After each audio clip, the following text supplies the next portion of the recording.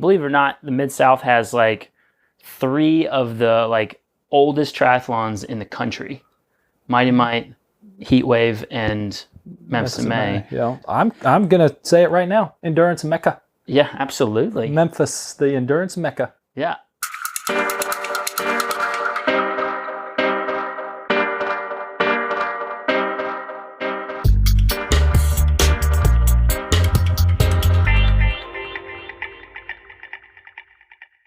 What's up, everybody? Welcome to another fun-filled episode of Coaches on Couches. Bing slouches.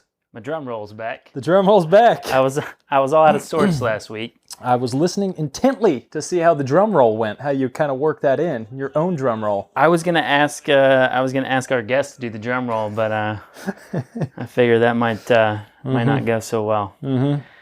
All right. Well, today we are going to talk about the question. We actually kind of debated whether we should do this topic, but the question is there a downside to racing too much? Mm-hmm.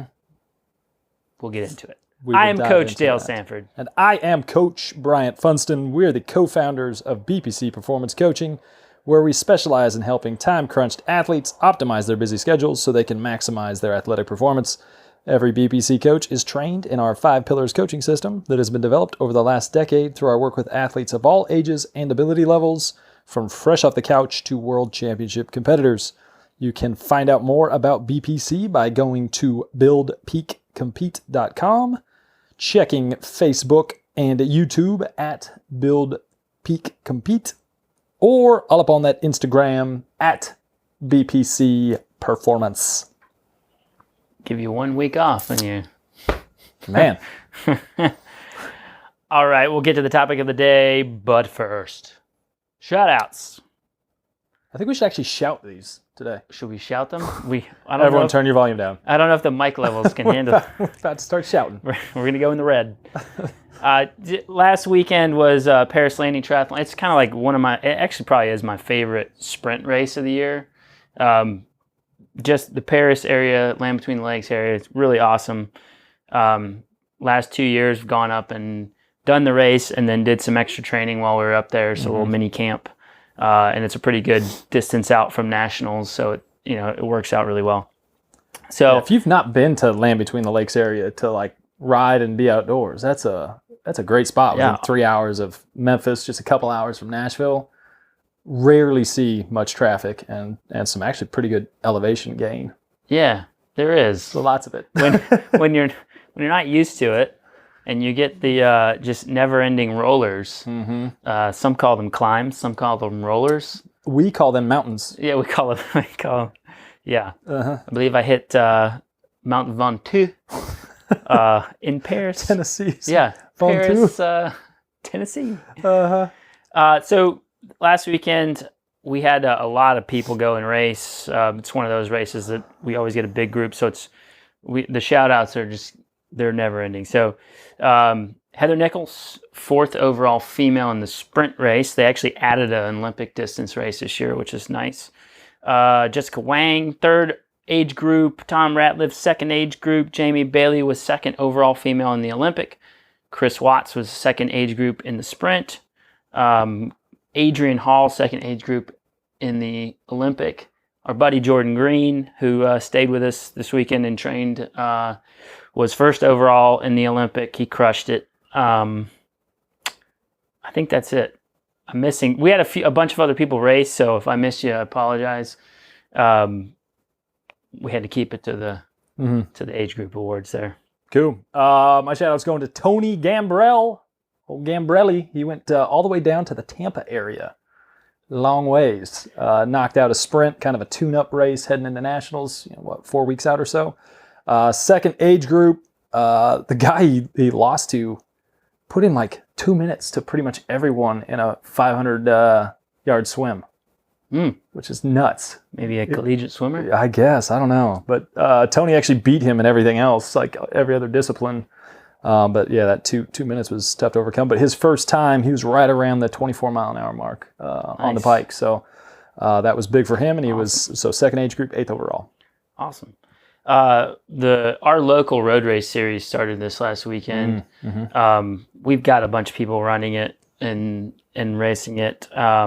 Liz Hall she was second age group this year by like 3 seconds. 12th overall female. So it's a kind of a goal for her this year is to finish high in that series. Basically, for those that don't know, we have a really incredible running club in town. It's been around forever that does a road race series. It's 2 races a month, starting at 5K. Shout out to them for sure. Yeah, starting at 5K and working all the way up to half marathon between now and November.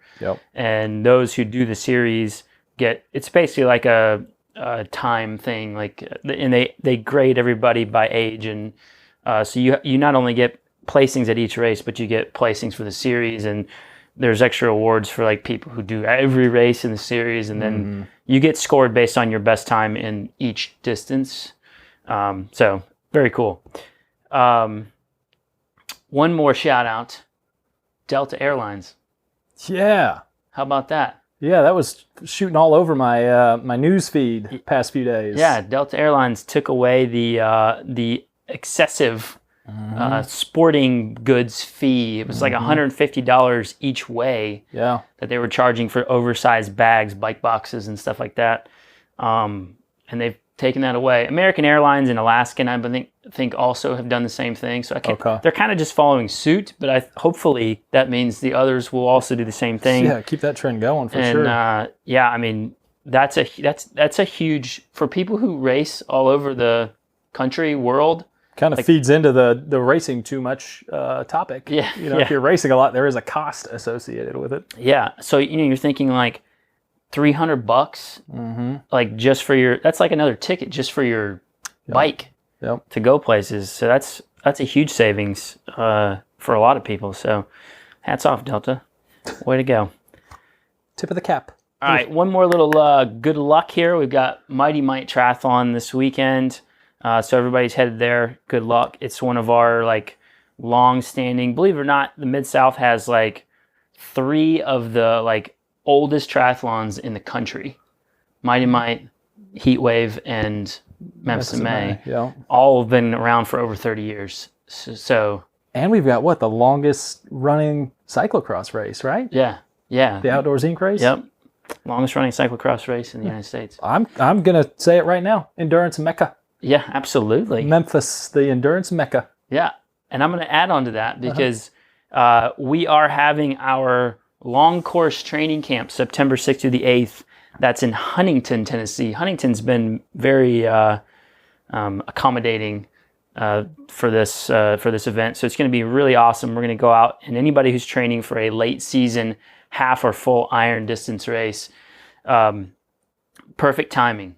I mean, anywhere between the Ironman Chattanooga and Augusta 70.3 on, this camp is for you. We're going to go out and we're going to get a big, huge training load in one weekend. You're going to have all of our coaches to help out and guide you and to SAG, and we're going to be doing some other like performance seminars and stuff like that. Things that can actually obviously have a big effect on the performance of a long course race. We're going to touch on all that stuff.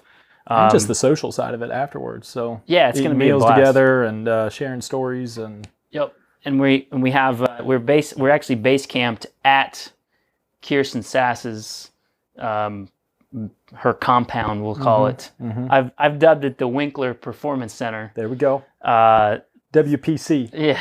Hereafter referred to as the WPC. Yeah. So we're base camped there, and most of the people will be able to stay there, and so we're gonna train from there and probably do most of the training from there, and then we get the use of the Carroll County 1,000-acre lake there for all the open water stuff that we're going to be doing, which is going to be awesome. So more information on that will be on our website, buildpeakcompete.com/tricamp.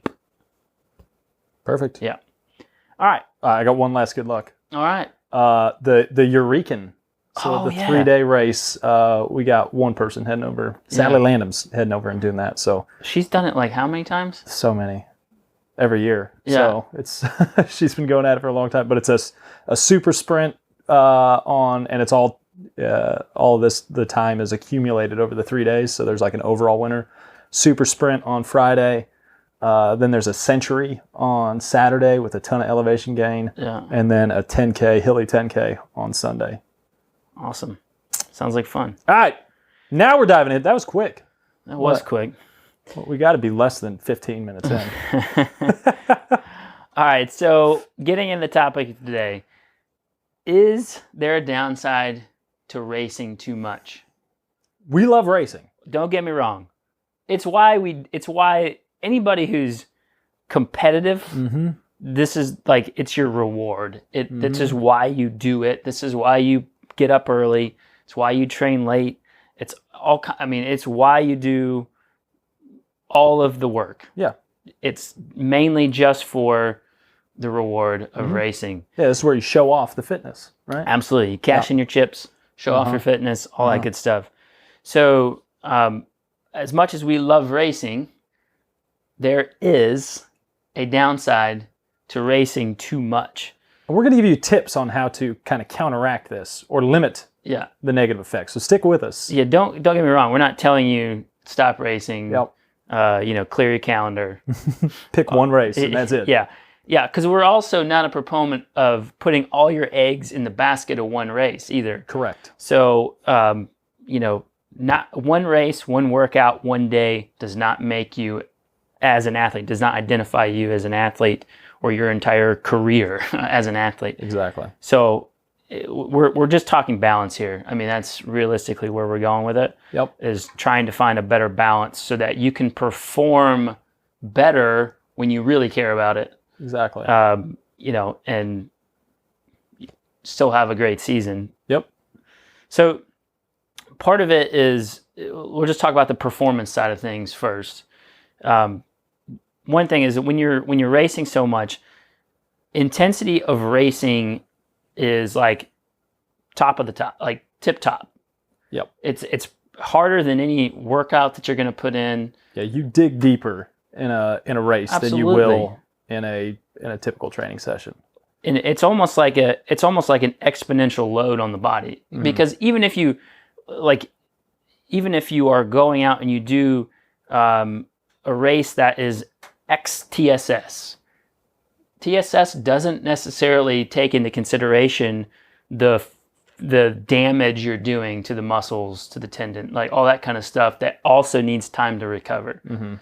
TSS is a stress score most of the time based on more in the fitness realm side of things, not in the muscular degradation, stuff like that.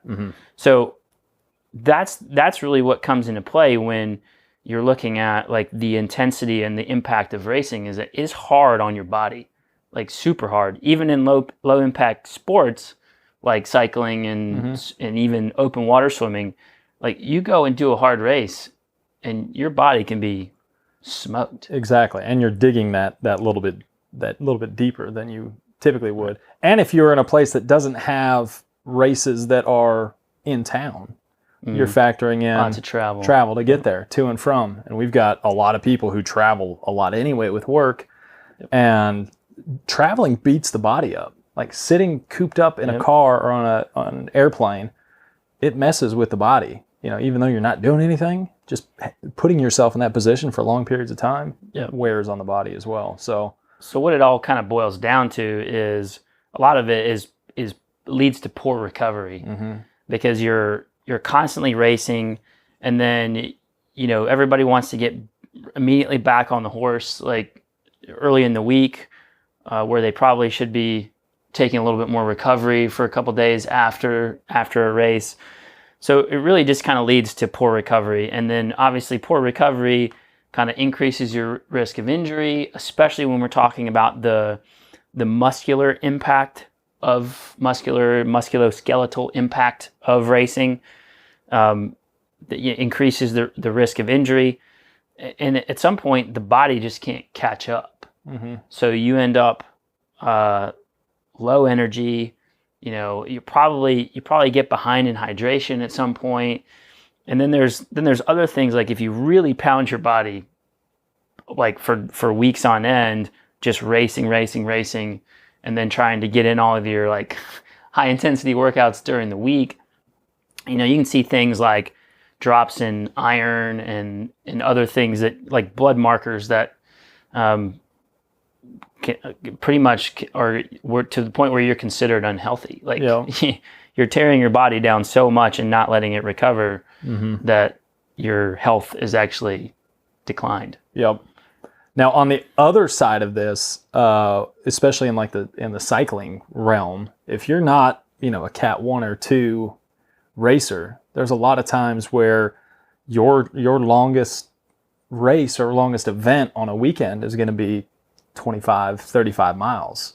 So if you're sacrificing what could be a 4-hour training ride on a Saturday and replacing that with a hour and 10 minute, even though it's a, you know, a high intensity, high stress, you're going to end up losing fitness over time. And if you're racing a lot and your goal is to try to do really well at each race, some people go the opposite direction of what you were just talking about, where instead of trying to get the stuff that they should be working on, you know, working their limiters during the week, instead they're, okay, well, I need to go into my next race this coming weekend fresh, so I don't want to overdo it this week. So essentially you're getting a short but hard training session race on the weekend, not getting much during the week, doing it again on the weekend. And we see pretty quick people that want to race a ton, if you aren't getting good volume as well, that fitness over time just kind of falls off. Yeah, so the recap there is either you're sacrificing your weekend volume for a shorter race than you would do normally, or you're backing off for every single race to try to be fresh for that race. So then your weekday volume training load is really low. Exactly. And so over time, your base fitness, fatigue resistance, however you want to put it, is declined, because you're really not getting you're not getting the training stress you would normally do on any given like normal training week. Exactly. So yeah, that's the big, probably between the recovery and the loss of base fitness, because you're just constantly swapping training for racing. Now, when you start getting into like in the cycling world, you know, if you start getting into the 1-2 ranks where you're doing 70, 80 plus mile, you know, races, and a time trial and a crit, or, you know, whatever on the next day, I mean, you're going to get, in that regard, you're getting a lot of volume and a lot of intensity, essentially. So that's a really high training stress, and that's where you start running the risk that you were talking about of, okay, I got to get back at it. Maybe I didn't do as well as I thought. I see my 3-minute power isn't where it needs to be. You're hammering yourself, you know, doing 3-minute efforts on Tuesday, not fully recovered from the weekend, and eventually, that catches up to you. Absolutely. No doubt about it. So the other side of the coin here is all the other things you have going on in your life. Your life balance kind of starts to tilt the wrong way for a lot of people.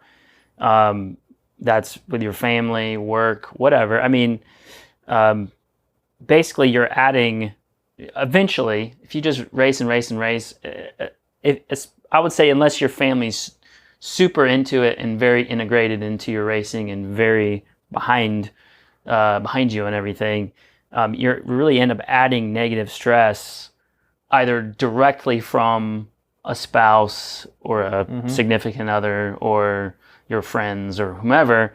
They're going to give you your work. They're going to give you crap about it. Or the indirect thing, which is like what I get a lot, is just like the dad guilt of being gone for an entire weekend and leaving your spouse with the kids, or not being around your kids as much, or whatever. And that indirectly adds stress, negative stress, to that whole life balance. And ultimately, when that stuff adds up, you're just not going to perform. It goes right back to performance. You're just not going to perform as well.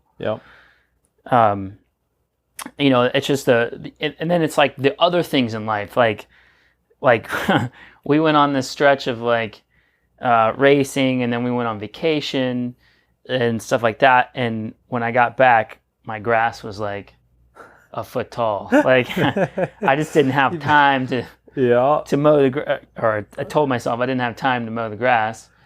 And then just like seeing the grass so tall and feeling my wife burning a hole through my head with her eyes. It might be time to stay home for a little bit. The stress set in. Yeah. And so it was like way more stressful just mowing the grass. Yeah. Well, you hear like, even with the pro athletes, like they get home and usually they'll have like a 1 month, like where they're off. You know, they've raced through October or whatever, and they got that month off. And I remember like reading articles and stuff like, what do you do with your off time? And they're like, oh, whole list of things around the house that like stuff that's been neglected for, 10, 11 months. That's like their 1 month to try to get caught up on everything, because they've been just going and going and going, traveling, racing, training, and all of that, the other stuff that most people do on a regular basis, they have to try to catch up all in 1 month. Yeah. And that's what a lot of people end up doing, like if we give them on a transition week, or like a pretty low volume recovery week or something like that, people fill that time, so maybe the recovery week doesn't like necessarily. Yeah, this goes back to training stress versus overall stress on the body, right? Yeah, I mean the recovery week doesn't necessarily like happen the way that we hope it would happen, because instead of doing more training, they realize, oh, like I've been racing so much, I haven't had time to do all this stuff, and now I have all this extra time this week, and now I have to do all of this stuff in 1 week. Yeah. And so recovery doesn't happen. So it can kind of topple your recovery time. Yep, for sure. The same with the family thing. We had Tim Lynn on the couch last week, talked a lot about, he had a lot of good insight into integrating family into his training and stuff like that. But I don't know that many people whose family really enjoys having every vacation be attached to a event or a race. There are some out there that works for them. Yep. Personally, it doesn't. It ends up being a lot of stress on me and my wife, and it just, we try to separate it as much as possible. Every once in a while we do the whole vacation thing, but don't, like, when you take a vacation, I always, like, even with the people we coach, I try to give them that vacation as a rest week, like, and just give them that time off. No races, as much as thoughts. possible. I do the exact same thing.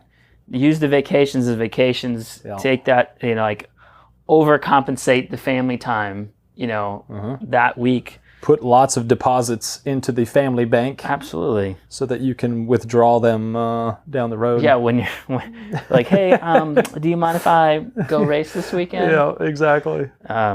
Yeah. So kind of with that, let's drop some tips on how to avoid kind of these pitfalls. Again, some people, like, it's going to naturally happen. Like, when you race a lot, like, you're going to end up taking recovery when you need it, whether you want to or not.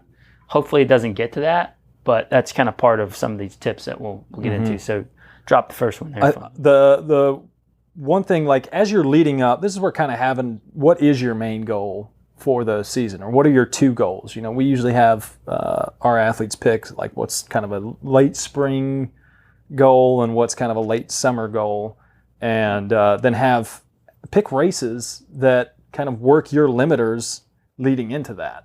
So don't go and pick every race that perfectly suits your strengths.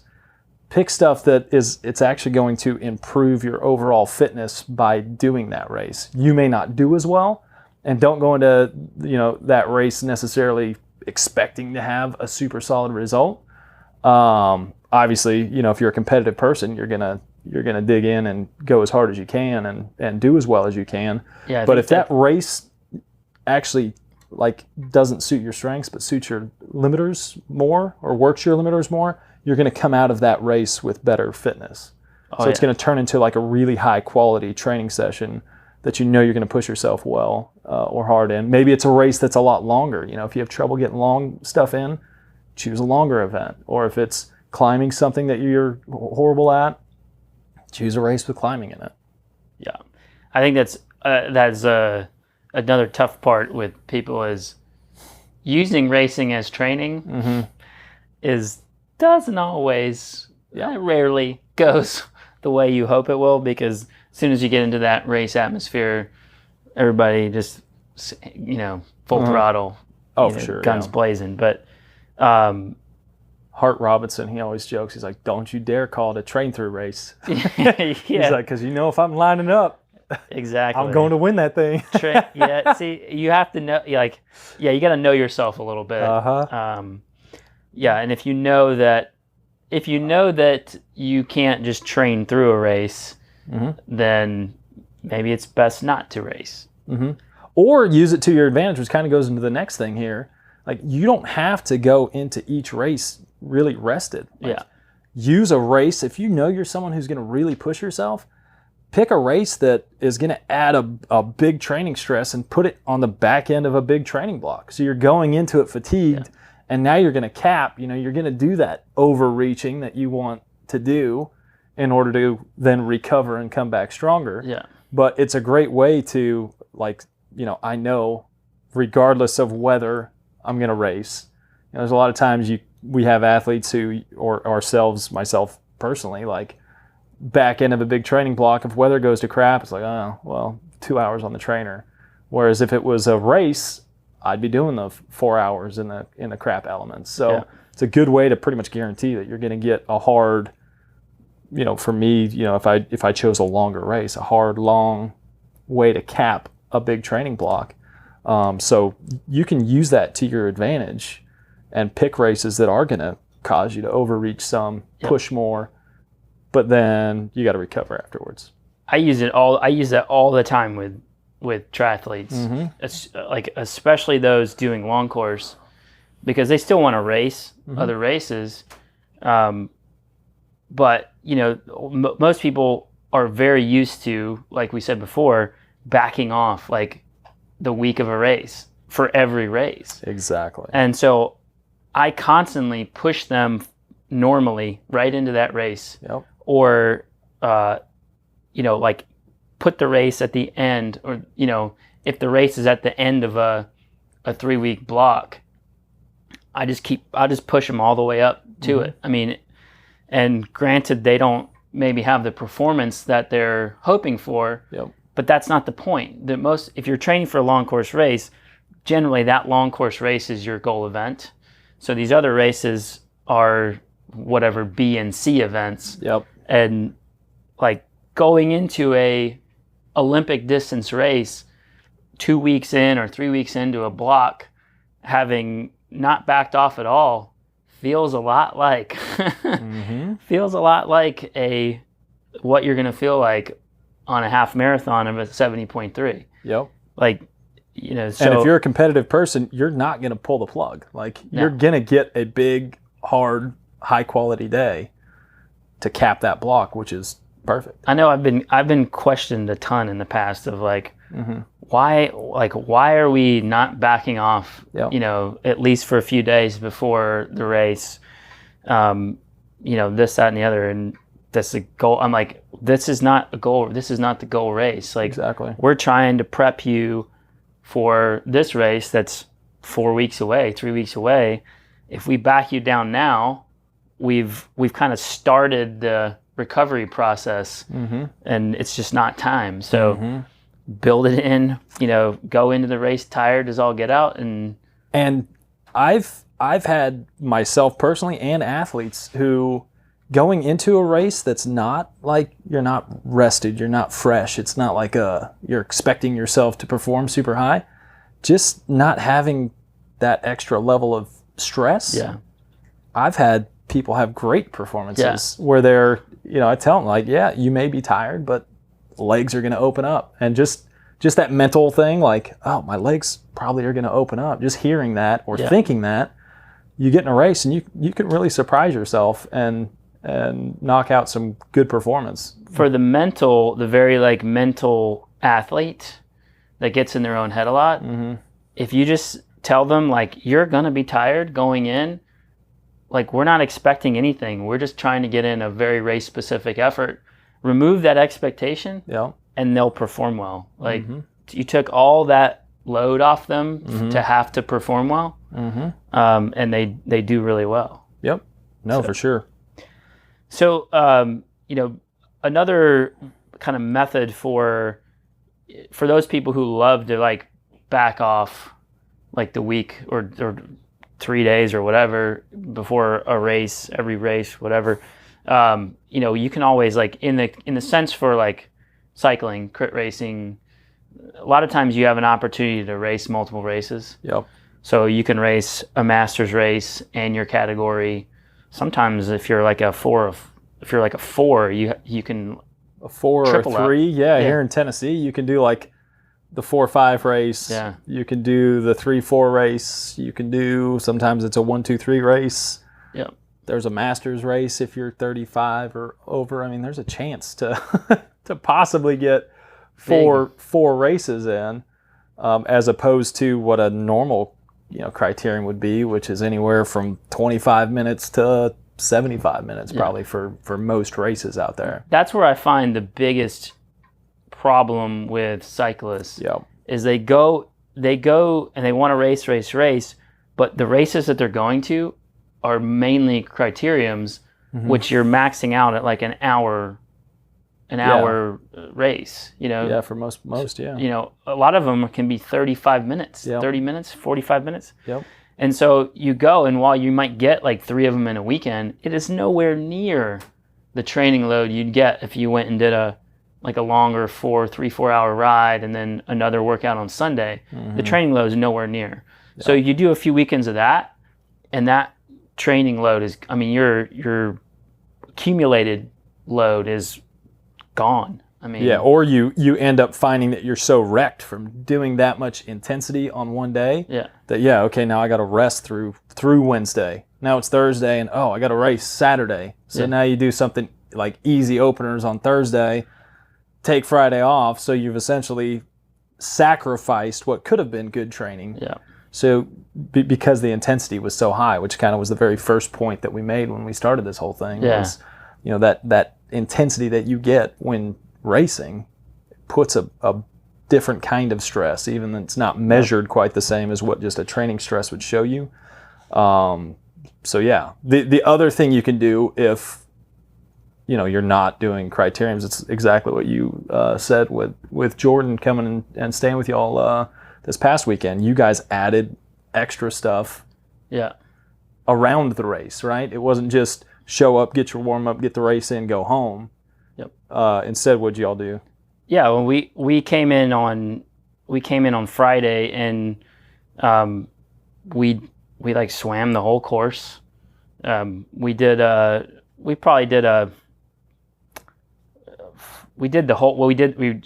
the whole sprint course, which was 14 miles of the Olympic course. So it was everything but 10 miles Olympic course.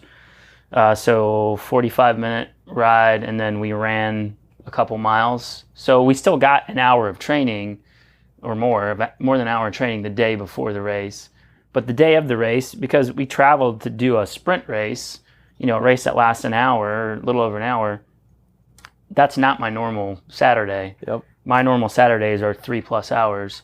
So we went and we added a 40-mile, 2 hour plus ride with all the rollers. Yep. The 2 hour plus ride with 2,400 feet of elevation after the race. So we just tacked on, and it's the same thing like this weekend with Mighty Might. A lot of times whenever we go do Mighty Might, or group people go do Mighty Might, it's a point-to-point race. So what people end up doing is they'll run from the finish line back to T2, grab their bike, ride back to the car, and you'll get in an extra 2.5-3 miles of running and an extra 13-14 miles riding, in that day. Whereas the race is really only an hour long, a little over an hour. So now you've tacked on another 45 minutes to an hour of training. So instead of an hour, you're getting 2 hours. Add your warm-ups and stuff in there, and you've gone back to getting in a 2-hour block on a Saturday with some good race intensity. Yep. So that's I use that all the time for people, especially people who want to race long course but do short course races. Yep. You can do the races, but as long as you have time to do an extra couple hours afterwards, good to go. Yep.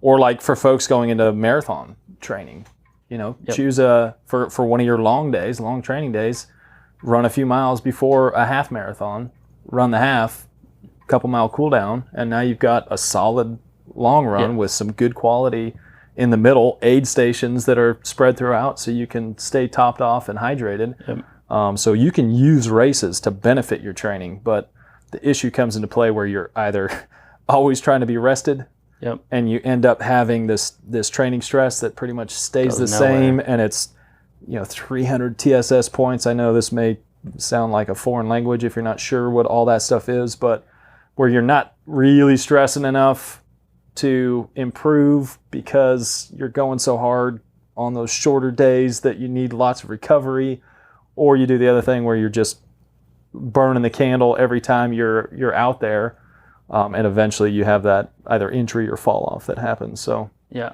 be strategic with your racing, I think, is kind of the bottom line, and know that have a point to why it's in there, and know whether it's going to actually help or hurt your ultimate goal of the season. Keep the ultimate goal like at on the forefront, and then ask yourself, is this